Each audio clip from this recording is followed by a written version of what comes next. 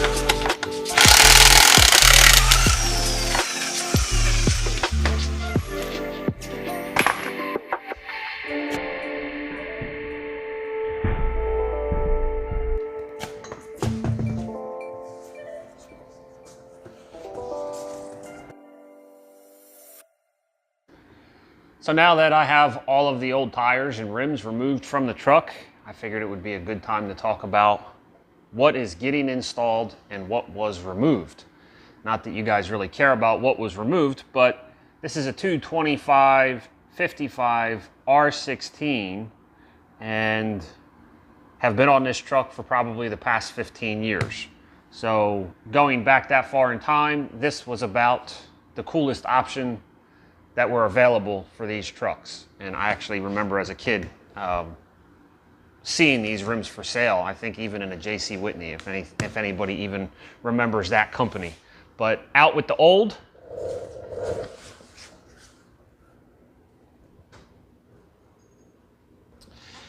And in with the new. These are Desert Storm DS8s. They are 265/35 ZR22s. These, I believe, are milled down 22.5 Alcoas, along with all of the necessary adapters, lugs, and also caps to go along with them. This was all purchased as a kit. It comes from Michael's Truck Works out of Arizona. There will be some information linked in the description. If you have a need for anything like this, you can go ahead and reach out to him, and I'm sure he will be able to assist you in what you need for your vehicle. This is not a paid promotion. I am just solely talking about where we got the wheels and tires from, and along with the conversion kit for the 8 to 10 lug adapters, simply because you're going to want to know, and that is the information. The 8 to 10 lug adapters are milled out of steel, and it came as a complete kit specifically for this vehicle. We went with Michael's Truck Works because he is able to make these wheels and tires fit without doing any modification to the rear fender flares. So it came with front wheels, an inner, and then a custom outer. The customer also had a custom center cap milled for the wheels as well. So first up for the installation is going to be the front adapters along with the front wheels. One thing that I went ahead and did before mounting anything was removing the front coil springs out of the front suspension, because I want to be able to drop this down to see what kind of clearance issues we're going to have running this wheel and tire up inside the fender well, as far as the inner fender, and then turning radius lock to lock, because we are going to install airbags into this truck as well. So I'm kind of doing this as a preliminary fit up for the front and the rear, and then we're going to get this thing down on the ground and kind of make a game plan moving forward as to where this build is going to go. So I'm not going to make you wait any longer. I'm going to get into installing the adapters in the wheels and continue on with the build. So the first order of business for me is I'm cleaning the paint off of the inside flange of the adapter, because you want a nice clean surface where this mates up to the hub. But you do not, I repeat, you do not want to take a file and file away any material that's in here. You also want to take a minute and make sure that the surface on the hub is cleaned as well.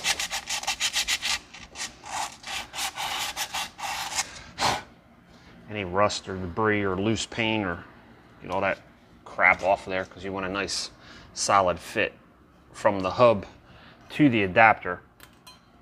These adapters are milled to be hub centric.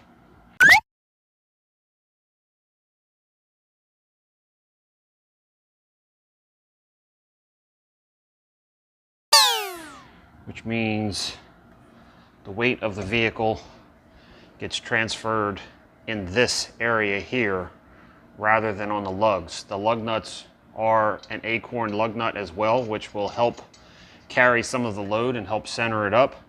But 99.9% of the load transfer is going to happen right here. So you want this to be perfect. And you don't want to take any material out from either the adapter or the hub, or what's going to happen is you're going to go down the road and probably have some kind of death wobble. So be very careful when putting these on.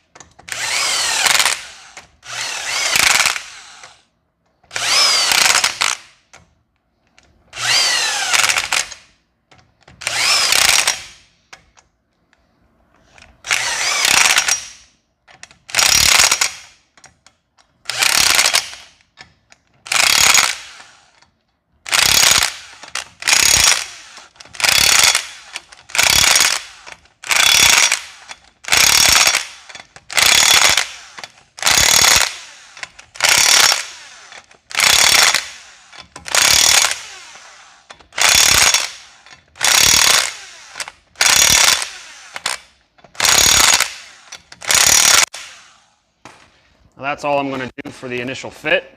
For the final installation, I'm going to go ahead and do the same procedure, but I will come back with a torque wrench and put a final torque on them to finalize everything.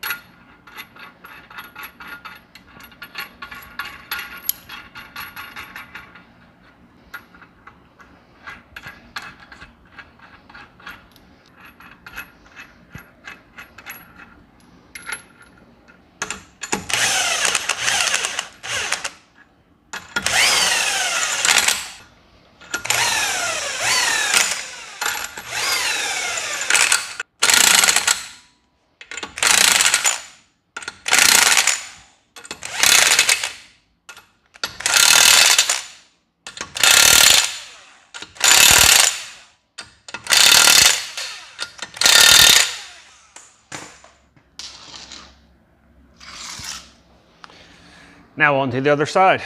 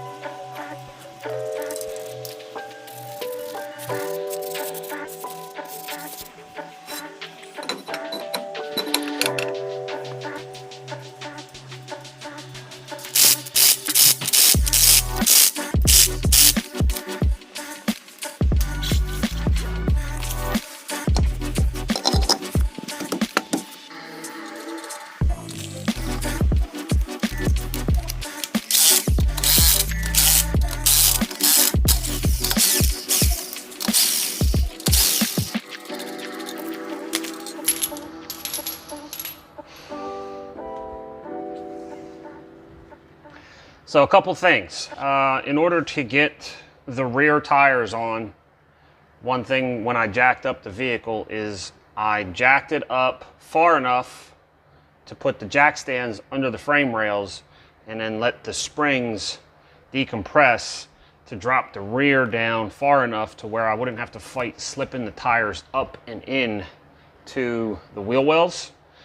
And then the other thing you may notice is actually one of my followers on Twitter pointed it out, and I thought it was an optical illusion at the time, but it was not. The rear inners are cut with like an oval design. So this way here, when the outers get put on, the circles that are cut into the wheels will look the same regardless of what angle you look at the wheel. I didn't realize that at first, but the inner is just a tad bit different than the outer. All I did was I put the inner on, took a couple lug nuts, ran it in to squeeze it on. The paint really kind of keeps it from sliding on really nice. So I am going to probably strip the paint off of the outer ring where the rim actually sits on once I take it all apart. But for right now, all I'm going to do is slip on the outer tire, tighten everything up, and then repeat the process on the passenger side.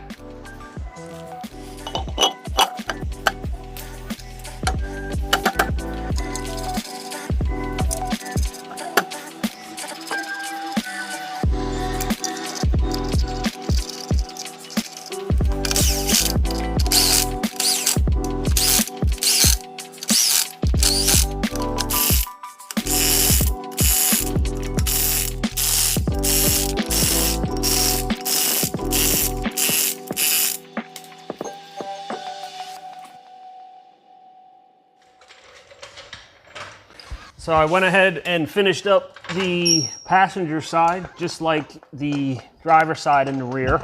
I figured I'd cut to the part that everybody wants to see because the installation was basically the same once you did the front. You just follow the same procedures everywhere else. The only difference in the back is you install 2 tires instead of 1. So now I'm going to jack this up to remove the jack stands.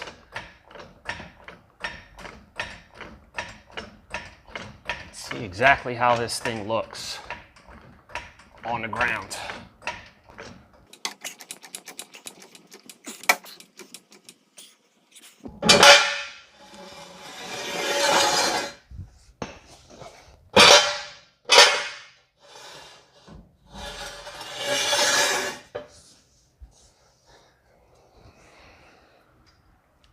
here we go. Nice and slow.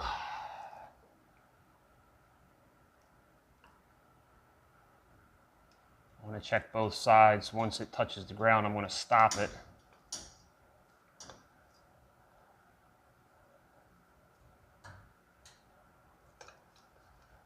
Here you go, check the other side. And finish letting her down.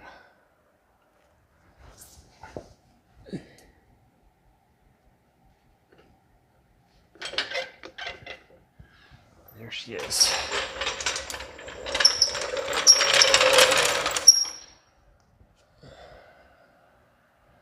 It's gonna be close.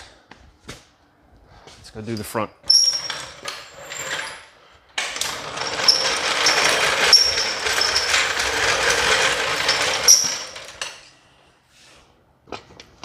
So I have to be extra careful with the front because there's no springs up in the front suspension.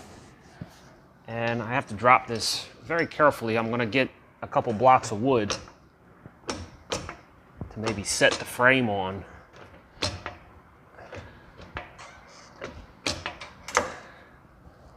But here goes nothing.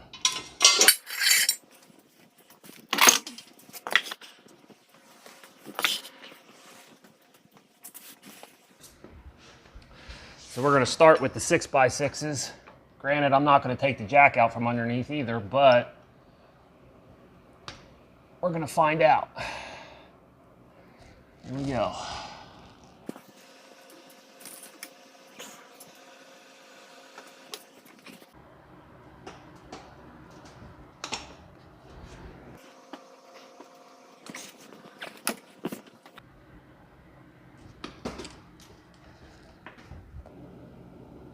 A lot more space on this side,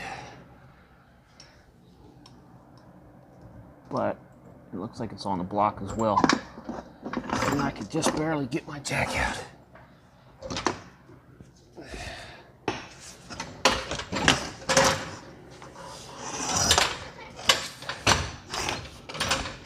Or maybe not. I'll be able to get my jack out.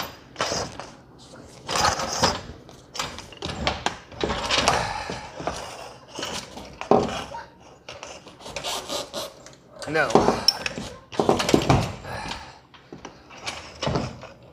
Ain't that a sucker? Dang it. Well, there it is. On the ground. I actually had to jack it up in the front and put a 2x4 on top of the 6x6 to be able to get my jack out. And that'll also kind of act as another safety because there's still room up inside of the inner fender for this to drop down lower, but I'm probably going to have to roll the inner lip of the fender to gain clearance. I was going to get involved in a little bit more tonight and in this video, but it was a really hot day today. And that's where we're going to wrap up for, I guess you could say, maybe like part 1 of the 8 to 10 lug conversion. There's still a lot of work to be done on this truck. I'm going to get involved in a front airbag setup, air management kit, and then replace the airbags in the back. We talked about doing a 4-link, but we're going to kind of do this in stages. So we're going to kind of get everything set up to where the last thing to do is going to be the 4-link setup in the rear. So that wraps it up for me. My name is Paul Michael. This is Challenge to Build. If you aren't already subscribed to the channel, make sure you do so and click the bell so that way you are notified on part 2 of the 8 to 10 lug conversion. And if you have any good names for the project, go ahead and drop them down below in the comment section. And until the next video, get out there and challenge your build. Thanks for watching, and I'll see you in an upcoming video.